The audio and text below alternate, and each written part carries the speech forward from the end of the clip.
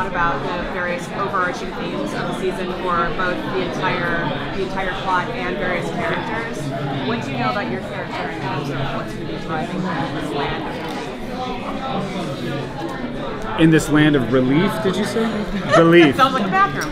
No, this land of relief. You know, I mean, there's some things happening that I can't let, you know, I can't give away right now, but I think ultimately the idea is that for a lot of the characters, and particularly Charming this season, is that he's going to get back to his pure self. You know, we talked a lot, you know, in the first season where he was separated from himself. They were all separated from himself. Second season, they figured out who they were, but they had this like duality going on of their old life, these 28 years of living without any knowledge of who they were. And he gives that speech saying, we are both, or our bad experiences, our good experiences. And I think this season now, in terms of moving forward for Charming as a character, it's about getting back to who he truly is, his pure self. So I think, I think that's going to be the journey. And I think the journey, you know, of course, there's going to be a lot of things that are going to be happening this season, a lot of, you know, obstacles that come up for all these characters. But right now, we're all on this ship.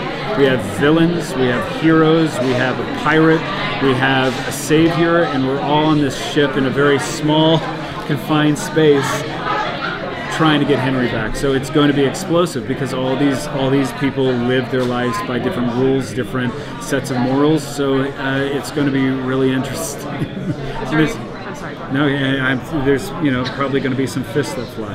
That's what I was going to ask. Is there any particular character that might be surprising to the audience that you might have conflict with as part of being on this? Well, you know, I think right now, you know, and as far as I know, you know, we're on the ship, and those conflicts that we all know, the conflict between Charming and Regina, or the Charmings and Regina, Emma and Regina, Rumpelstiltskin with everyone, Charming with Hook.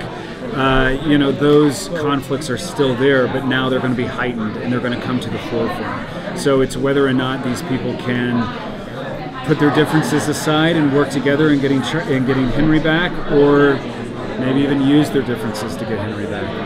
We'll have to see. Do you feel like it kind of seems like Charming is most kind of sure of himself during times when there's big problems, big conflicts going on, and you think that he just won't have clarity at that point, and that's why he's kind of become more.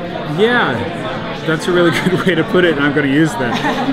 It's a really good way to put it. I think, yeah, in those times, that's when he does find more clarity and more sense of purpose. And you know, it's a crazy world that they live in, and it's crazy times. And I think that's one reason why, you know, last season he was always trying to get Snow. Let's go back. We have to go back. We have to rebuild, because I think that is his anchor. That's his place where he does find the most clarity in Fairy Tale Land. So I do think now that, you know, Henry is missing, and that's the big thing right now. That's the big focus. So there's going to be some things that happen to Charming that he's going to have to really find some clarity and really find a purpose to stay on that road to get him back. Is there an encounter between Charming and Peter Pan that happened, as far as you know, early on in this season? As far as I know, yes.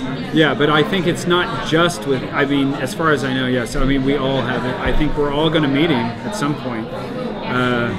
Yeah, I don't have any details about that yet. Do you think Henry is like prepared Henry enough for this different land?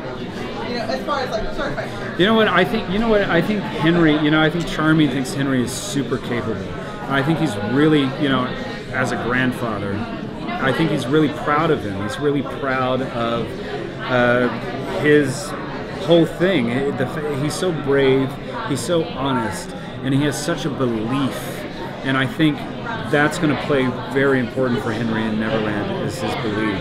And I think, what was the question? I'm rambling now. What was it? If Charming prepared Henry enough for... Yeah, I don't know. I mean, probably no. I mean, probably not, because, you know, Charming's never been to Neverland. It's a new world that he doesn't know. You know, I think Charming's heard about Neverland. He's never been. So, you know, these are all characters that, you know, he's going to encounter for the first time too. But, you know, I think he probably feels Henry's very capable. You know, he's very capable. There's a lot of kind of crossing lines and connectivity between characters that Yeah. are completely out of left field. Yeah. But back in season 1, would you ever think at this point that you'd be related to Russell? No, absolutely not. Absolutely not. But I always thought, I never thought going into this, I thought the whole crux of the whole season, I mean the whole series, let alone season 1, was going to be about breaking the curse. Of course, they broke it at the end of the first season, which was a huge surprise to me. So, it's game on. Anything, literally anything can happen.